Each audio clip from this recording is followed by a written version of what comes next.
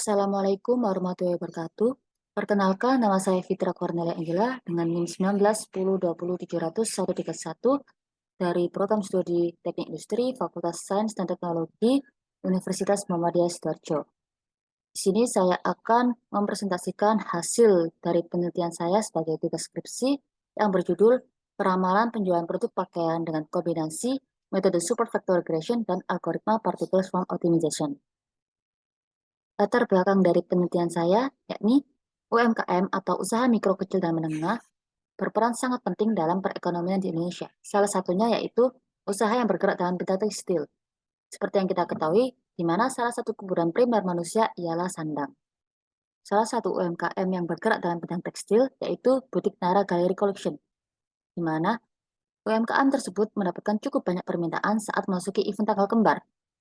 Yang dimaksud dengan event tanggal kembar di sini yaitu kegiatan yang diadakan pada e-commerce, di mana terdapat banyak penawaran yang cukup menarik para pelanggan, mulai dari pemberian diskon besar-besaran hingga gratis ongkos kirim.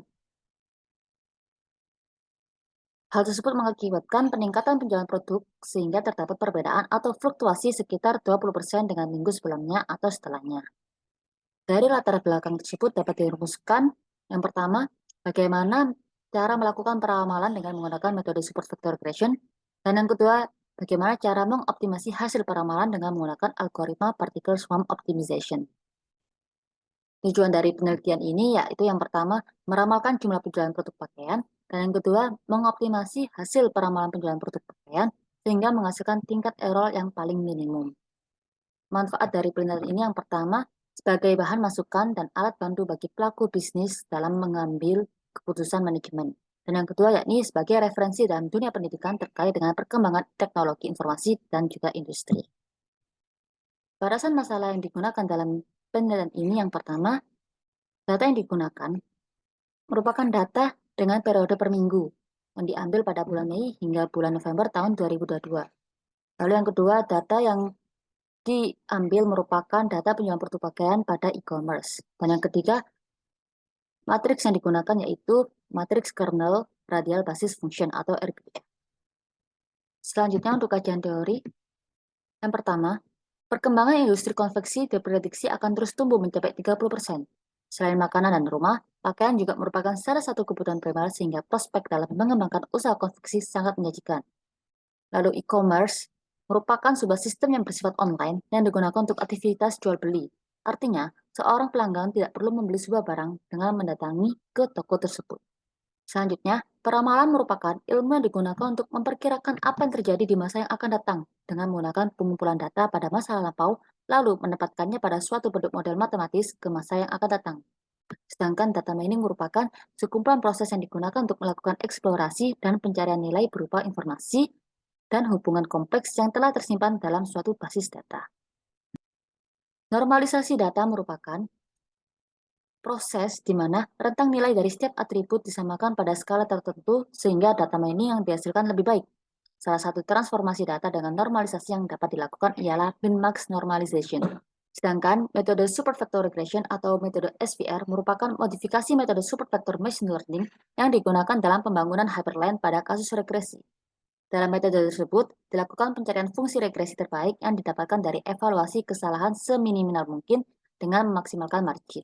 Dalam metode SVR terdapat langkah-langkah atau tahapan sebagai berikut. Yang pertama yakni inisialisasi partikel, yang kedua perhitungan matriks Hessian, yang ketiga perhitungan nilai kesalahan, di mana dalam perhitungan nilai kesalahan terdapat tahapan sebagai berikut. Yang pertama, perhitungan nilai galat atau error, yang kedua perhitungan perubahan nilai Lagrange multiplier, dan yang terakhir yakni perbaharuan nilai Lagrange multiplier. Setelah perhitungan nilai kesalahan, dilanjutkan dengan proses iterasi, dan selanjutnya dilakukan perhitungan hasil peramalan.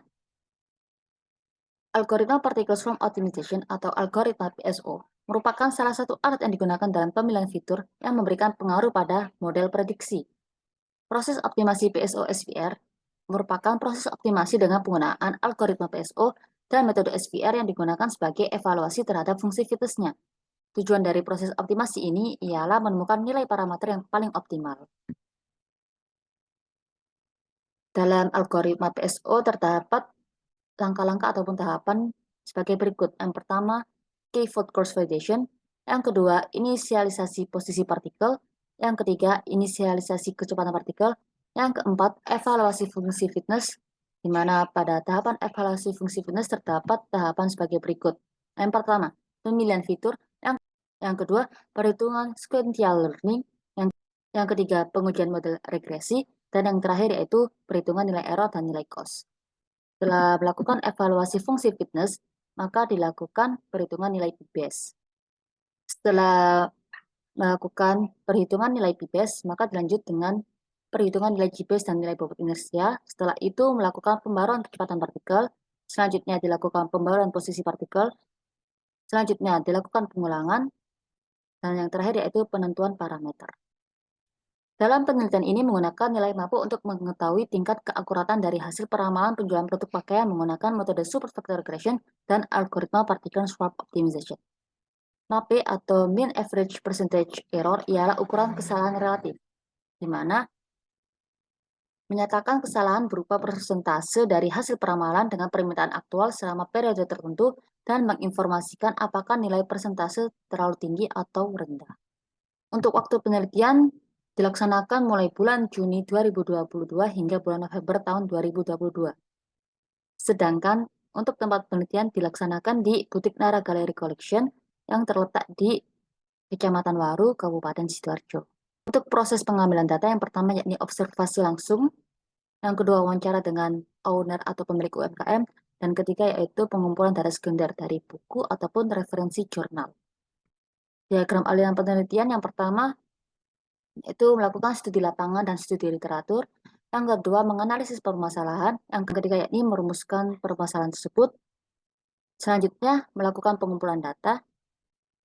Lanjutkan dengan pengolahan data yang terdiri dari yang pertama, data setting, di mana pada data setting terdapat tahapan yang pertama, normalisasi data, dan yang kedua, penentuan data uji dan data latih.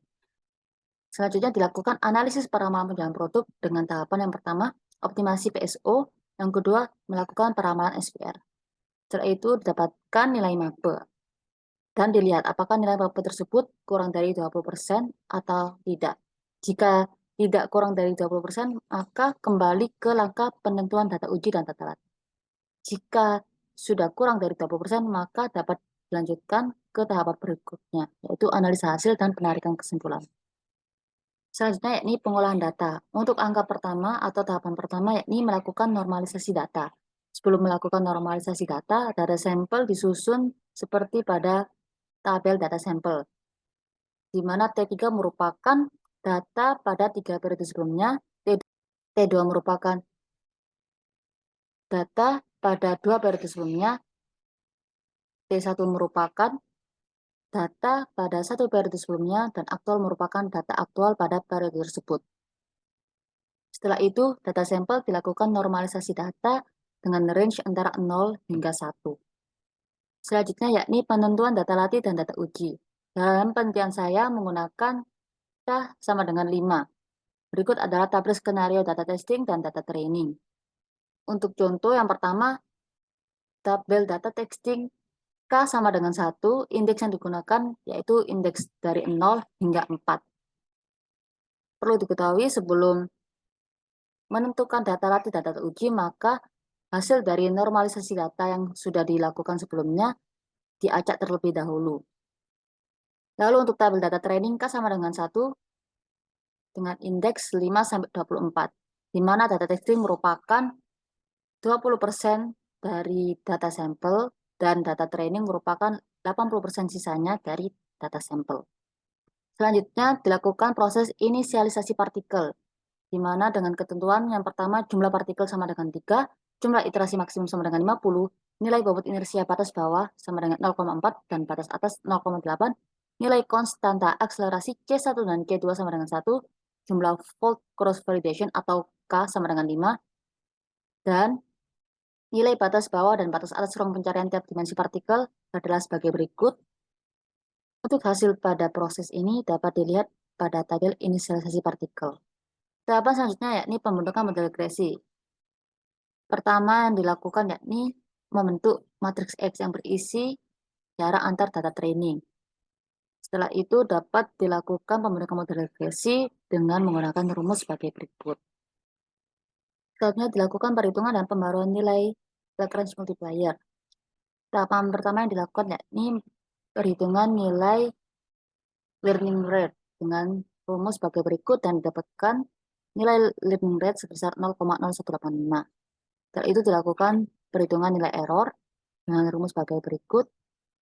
Dari hasil pembaruan nilai Lagrange multiplier, hasil pada tabel ini diasumsikan bahwa telah mencapai kondisi terminasi, sehingga nilai tersebut dapat digunakan dalam pengujian model regresi.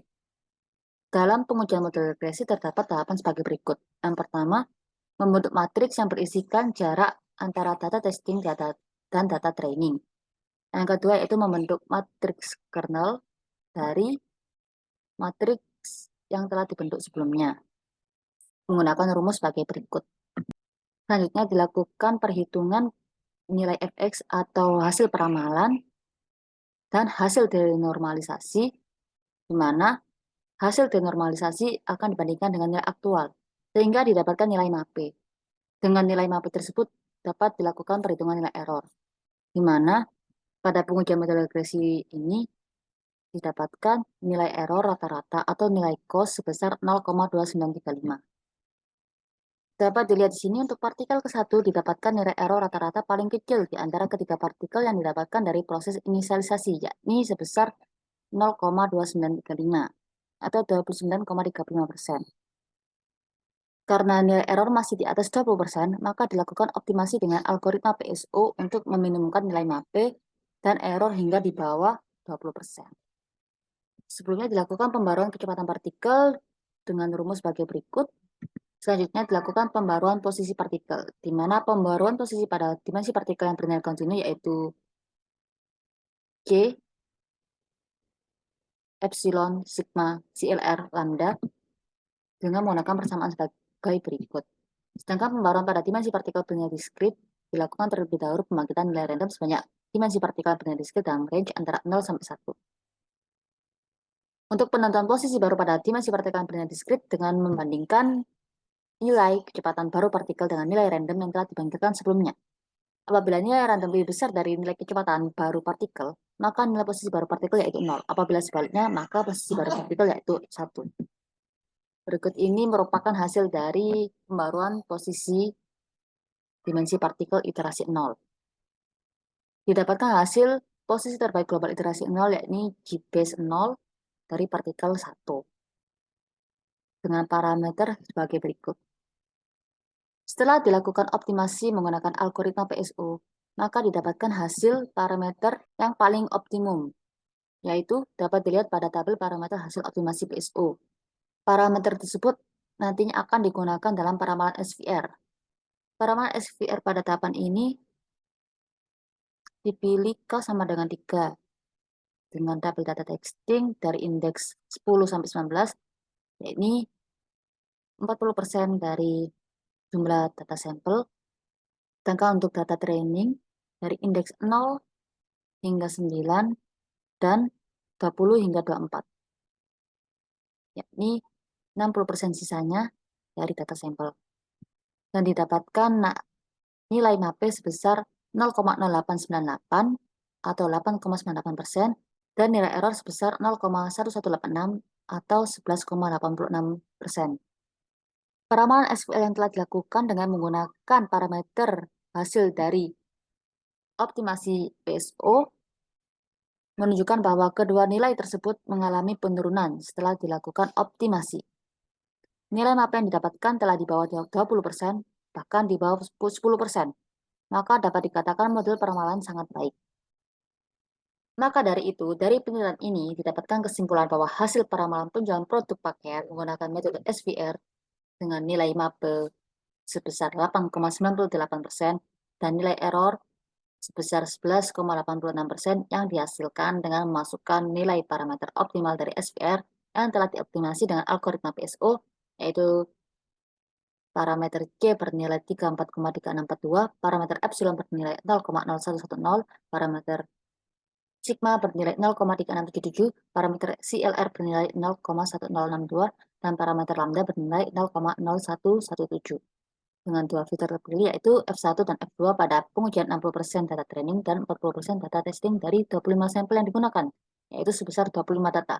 Dengan vote K sama dengan 3, di mana indeks 0-9 dan 20-24 untuk data training, dan indeks 10-19 untuk data testing. Sekian dari presentasi saya. Terima kasih atas perhatiannya. Mohon maaf apabila ada salah kata maupun perbuatan. Wassalamualaikum warahmatullahi wabarakatuh.